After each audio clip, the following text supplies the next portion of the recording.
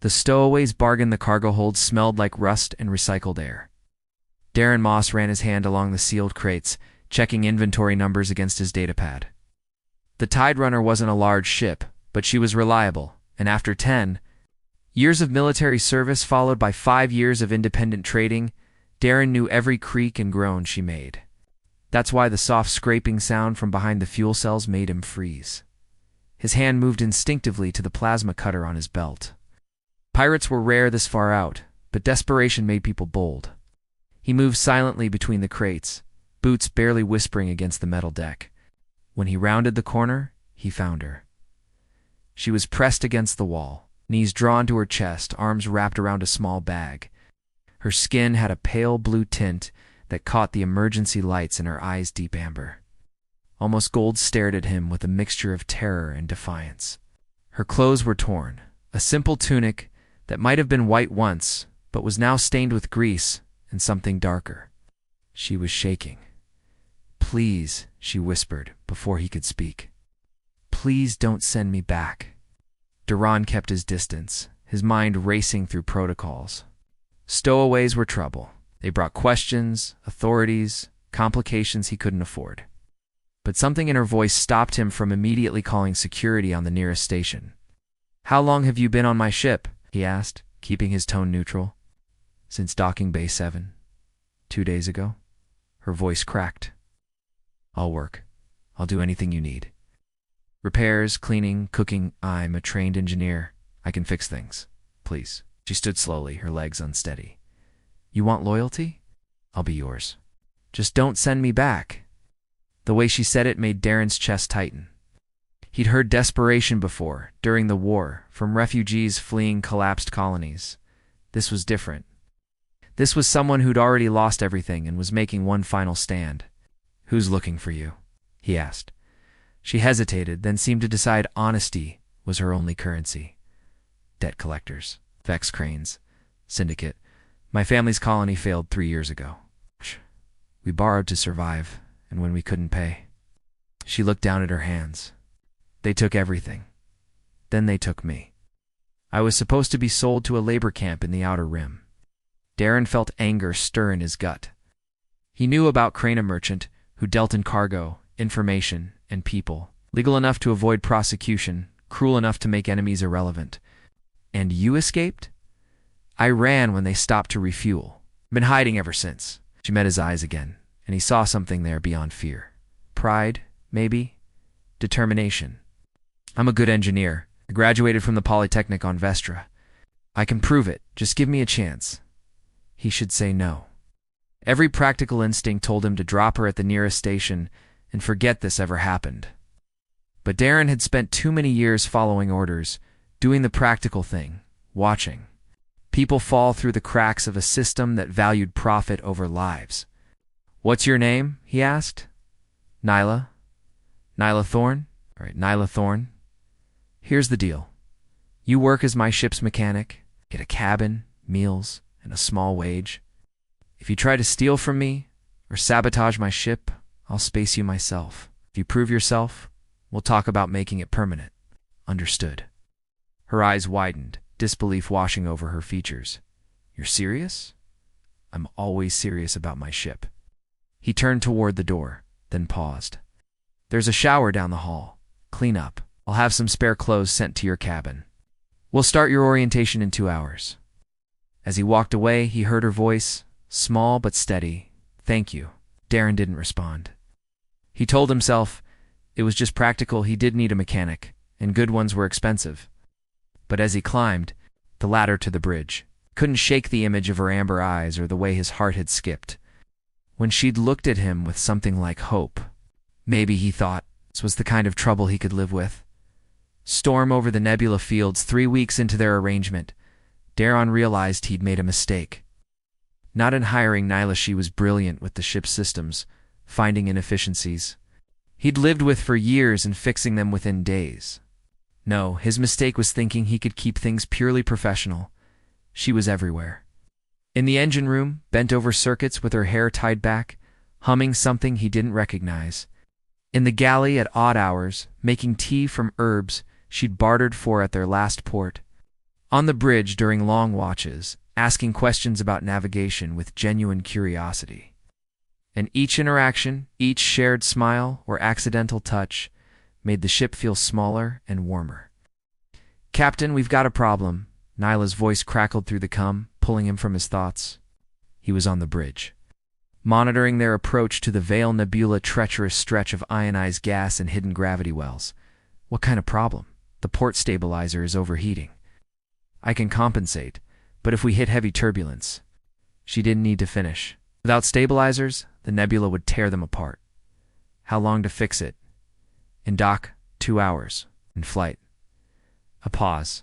"I'll need help, and it'll be tight." Darren engaged the autopilot and headed down. The engine room was hot, filled with the thrum of the reactor and the acrid smell of ozone. Nyla was already shoulder-deep in an access panel, her tools spread around her like surgical instruments. "Tell me what you need," he said, crouching beside her. She didn't look up, but he caught the hint of a smile. "Hold this steady while I reroute the coolant flow. And try not to electrocute yourself. I've grown fond of having a captain." "Fond, huh?" He gripped the conduit she indicated, feeling the heat through his gloves. "Don't let it go to your head." They worked in comfortable silence, their movements synchronized. Somewhere along the way, they developed a rhythm. He anticipated her needs. She trusted his instincts. When her hand brushed his reaching for a wrench, neither of them pulled away immediately. "There," she said finally, securing the last connection. "That should hold." The ship shuddered as they entered the nebula proper. Warning lights flashed across the panels. Darren stood, helping Nyla to her feet. They were close, her face flushed from exertion, a streak of grease across her cheek. "You're good at this," he said quietly. "So are you." Her amber eyes held his, at trusting people. Before he could respond, the ship bucked violently. Alarm screamed. Nyla stumbled, and Duran caught her, one arm around her waist, for a heartbeat. They stood frozen, the chaos around them fading beneath the sudden awareness of how perfectly she fit against him. "Bridge," he managed. "Now." They ran together, reaching the bridge as another wave of turbulence hit. The view screen showed a wall of purple-blue gas shot through with lightning. Darren took the helm while Nyla slid into the co-pilot seat, her fingers flying over the navigation console. "Ion storm," she announced. "Big one. It wasn't on the charts. Can we go around?" "Not without adding 3 days to our route. We'd miss the delivery window." She looked at him, but going through. "Is suicide," he finished, "unless you're as good a navigator as you are a mechanic." "I've never navigated a storm. Then I guess we both get to learn something today." He adjusted their angle, feeling the ship respond. "Call out the gravity wells. I'll handle the flying." What followed was the most intense hour of Darren's life since leaving the military. Nyla's voice became his anchor, calm and precise, as she guided him through the maze of deadly forces.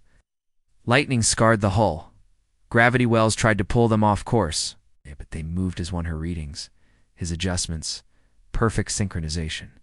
When they finally burst through the far side of the nebula, the stars spread before them like diamonds on black velvet. Both of them were breathing hard. "We made it," Nyla whispered. Darren's hands were still shaking on the controls. "Yeah, we did." She turned to him, and in that moment, with adrenaline and relief coursing through them both, the space between them vanished. He didn't know who moved first. Maybe it was both of them. But suddenly her hands were in his hair, and his were on her waist, and they were kissing like they'd been holding back for years instead of weeks. She tasted like tea and something sweeter.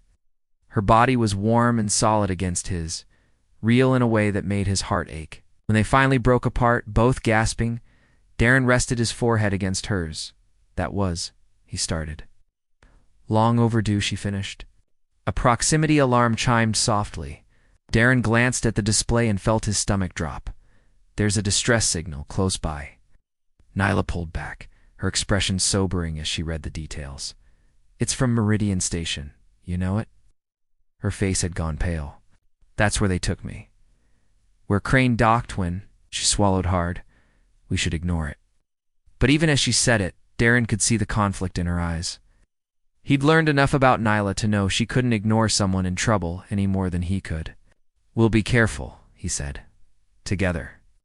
She nodded slowly, and he saw fear there, but also trust.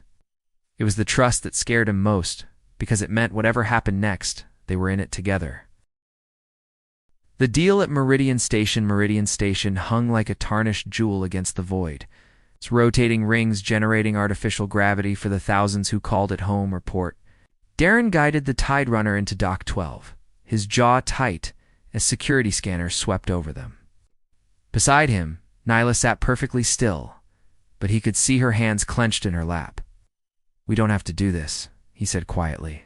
"Yes, we do." "Someone sent that distress call." She met his eyes. "Besides, I can't run forever." They'd spent the last 6 hours preparing. The distress signal had been vague, a medical emergency in the lower sections, but it had given them an excuse to dock. More importantly, it had given them time to work out a cover story. "Remember?" Darren said as they descended the boarding ramp. "We're married. You're Nyla Moss, my wife and ship's engineer. We've been working the trade routes together for 3 years, I remember." She slipped her hand into his, and he felt the tremor she was trying to hide. "Just don't let go, okay?" "Never," he promised, and meant it more than he'd meant anything in years. Meridian was a maze of commerce and vice. The main promenade bustled with traders, spacers, and station residents. Holographic advertisements flickered overhead, selling everything from starship parts to exotic pleasures. Darren kept Nyla close as they navigated toward the medical center. Aware of every pair of eyes that lingered too long on her distinctive features, the emergency turned out to be real. Docking accident had injured several workers. Darren helped where he could while Nyla used her engineering knowledge to assist with the damaged equipment. It was good cover, and for a few hours, they could almost forget the real danger. Almost they were leaving the medical center when a smooth voice stopped them cold. "Well, well, little Nyla Thorne. I'd heard rumors you'd escaped, but I didn't believe them." Vex Crane looked like money and cruelty poured into human form. Tall, impeccably dressed, with eyes like chips of ice. 2 enforcers flanked him, their hands resting on visible weapons. Duran felt Nyla freeze beside him. "I think you're mistaken," Duran said evenly. "This is my wife, Nyla Moss." Crane's smile was a predator's smile. "Your wife? How convenient," circled them slowly. "You know, there's a substantial bounty for her return. Property theft is a serious crime."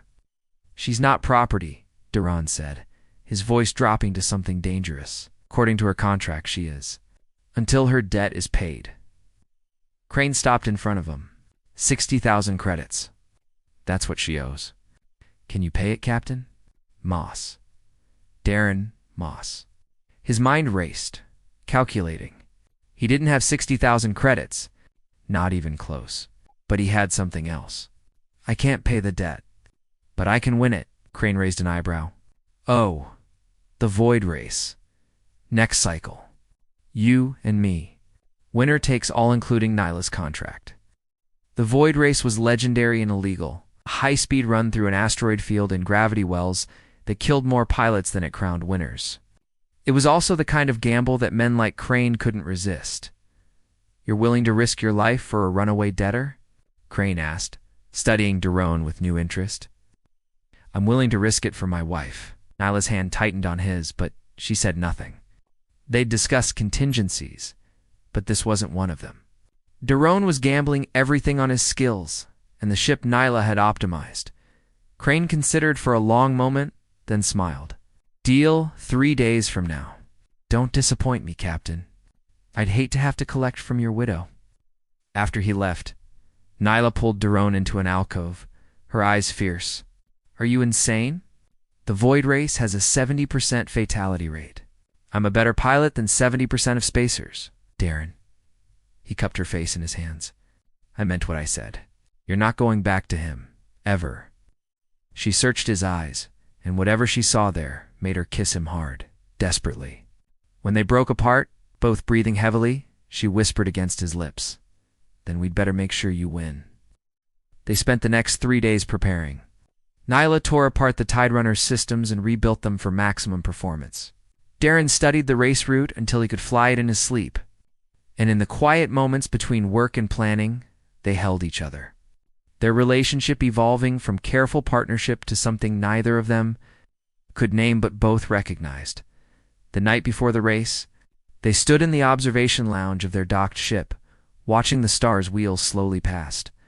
Nyla leaned against him, his arms wrapped around her waist. "If something goes wrong tomorrow," she began, "it won't. But if it does, I need you to know." She turned in his arms, her amber eyes glistening.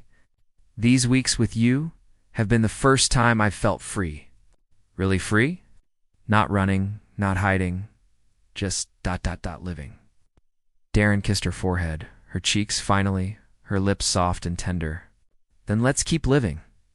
Together." She pulled him toward his quarters, and this time there was no hesitation, no uncertainty.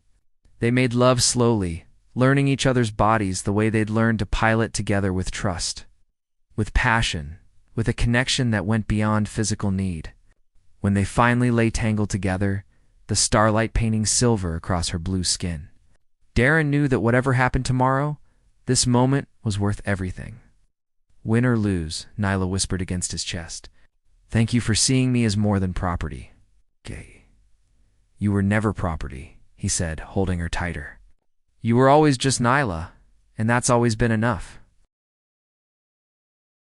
The void race, the starting line was chaos. 30 ships crowded the designated launch zone at the edge of the asteroid field. Their pilots a mix of glory seekers, criminals, and desperate fools. Darren sat in the Tide Runner's pilot seat, running final checks while Nyla occupied the navigator's station behind him. Her presence steadied him, her voice in his ear a constant reassurance. "Port thrusters at 115% efficiency," she reported. "Starboard at 112, reactor stable. Shield generators primed." She paused. "Darren, we've got this." He glanced back at her, finding strength in her confident smile. Together? Always together. Through the view screen, he could see Crane's ship, the Serpent's Kiss, a modified racer painted black and red, bristling with illegal modifications. It was faster than the Tide Runner, better armed. But Darren had two advantages: Nyla's engineering genius and 10 years of combat flying that had taught him how to survive when everyone wanted you dead. The countdown began. 30 seconds. Around them, engines roared to life. 20 seconds.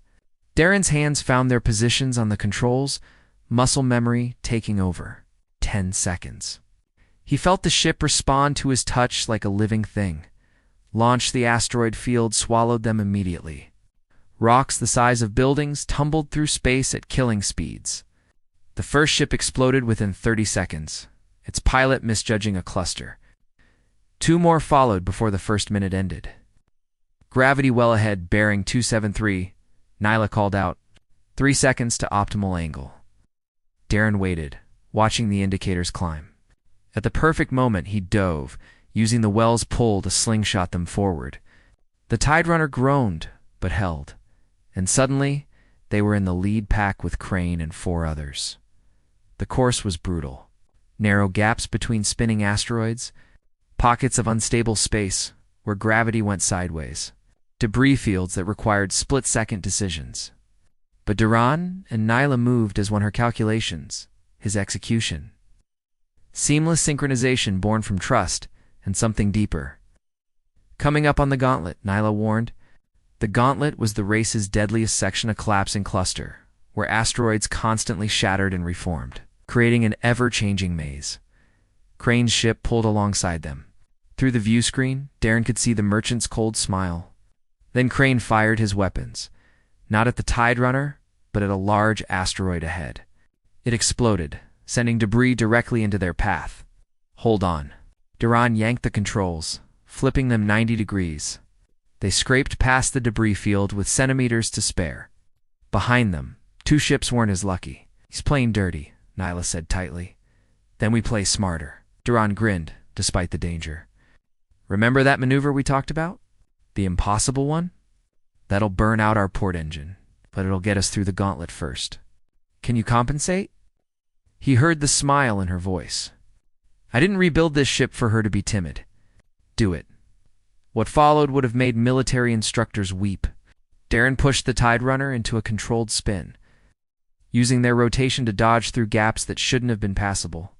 Nyla rerouted power on the fly, keeping them from tearing apart. They threaded through the chaos like a needle through cloth, emerging on the far side just as their port engines seized with a shower of sparks. Behind them, Crane struggled through the same section. His superior ship, no match for desperate ingenuity. Final stretch, Nyla announced, but we're down to 60% thrust. The finish line was visible now, a beacon beyond one last gravity well. Crane's ship cleared the gauntlet and accelerated hard. They were neck and neck, racing toward the well at killing speed. He's going to try to pull ahead using the gravity assist, Duran said. Standard racing technique? What are we going to do? The opposite.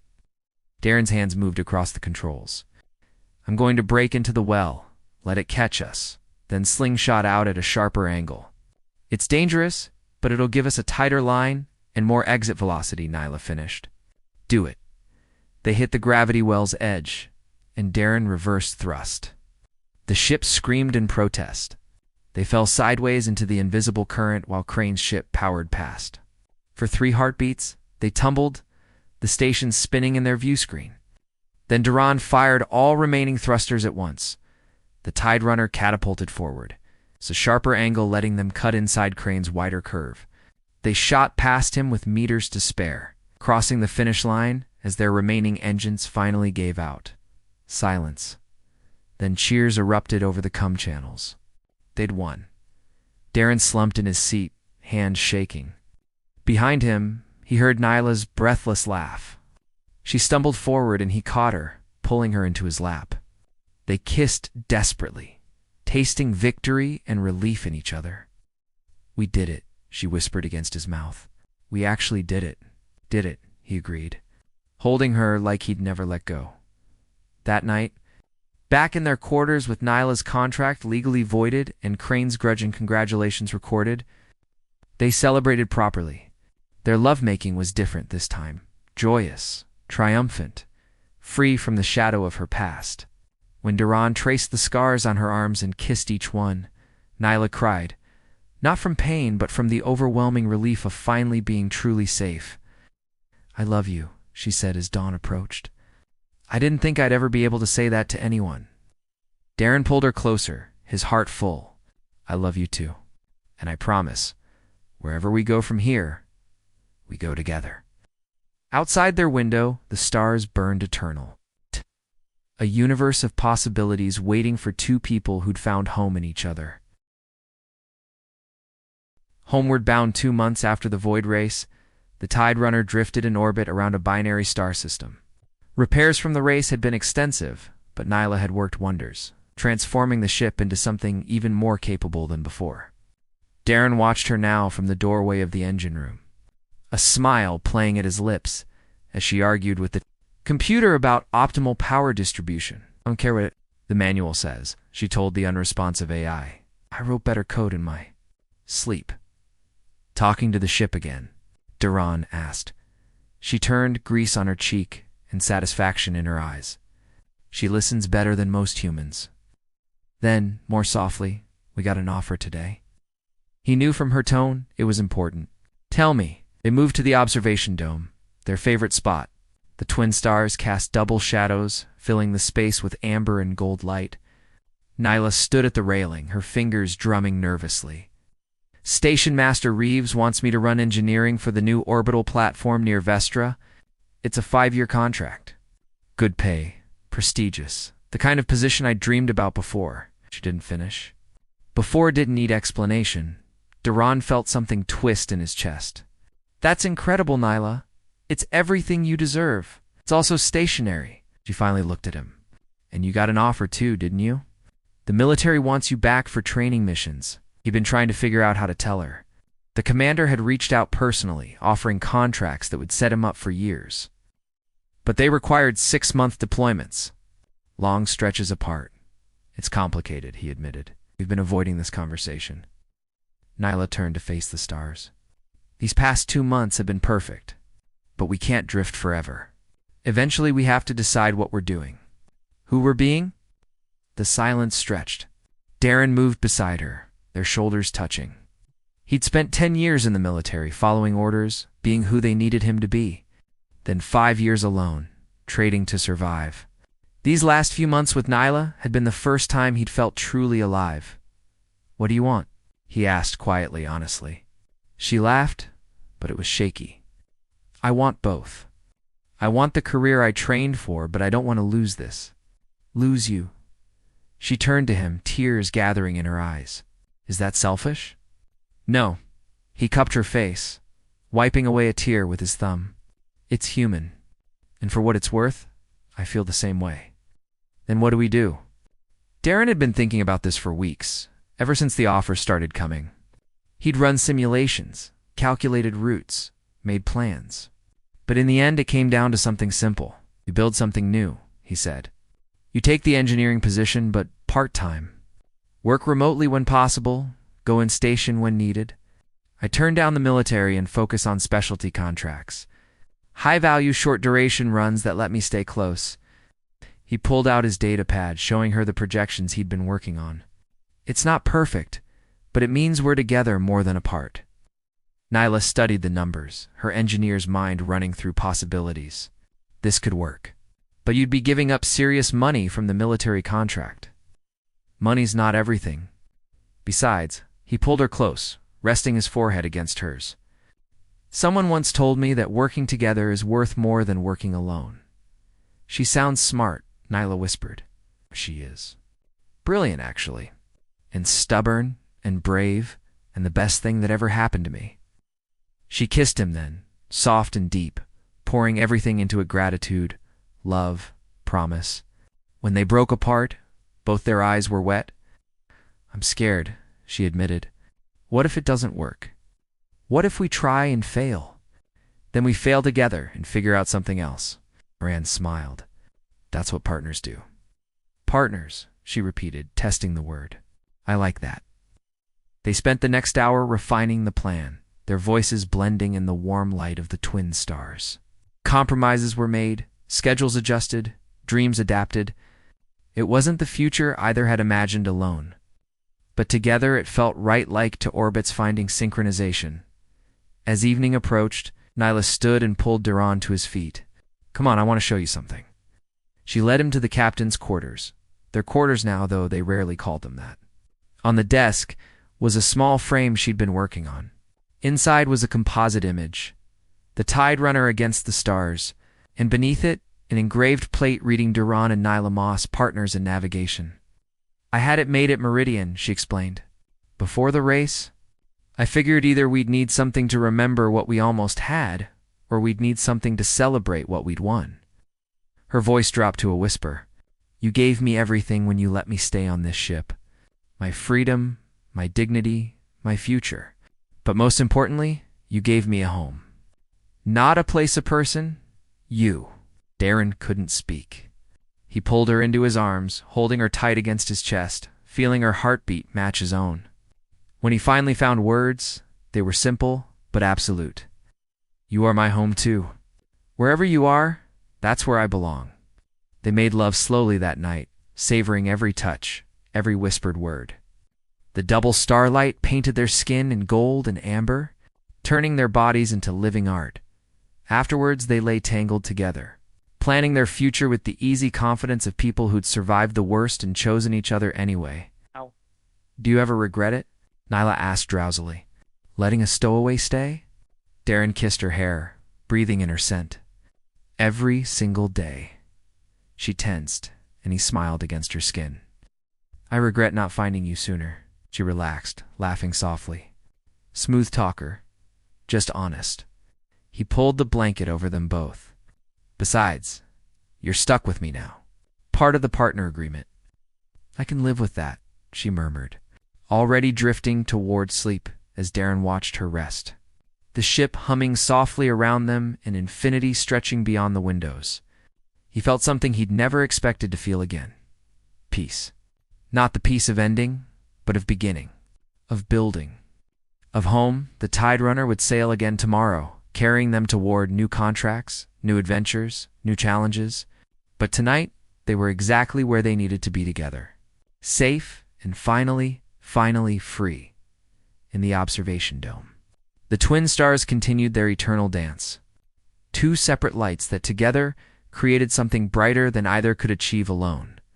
Just like the two souls sleeping in the captain's quarters, bound by choice rather than circumstance. Partners in every way that mattered.